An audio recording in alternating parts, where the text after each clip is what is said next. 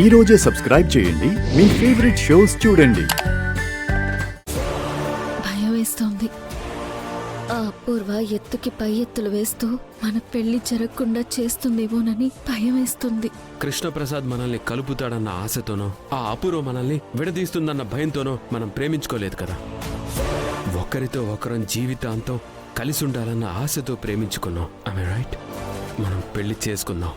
ఇప్పటికిప్పుడు మా నాన్నని ఎలా ఒప్పిస్తారు? మనం ఇక్కడి నుంచి ఎక్కడికైనా దూరంగా వెళ్ళిపోయి పెళ్లి చేసుకుందాం. ఈరోజు సరిగ్గా రాత్రి 10 గంటలకి నేను మీ ఇంటికి వస్తాను.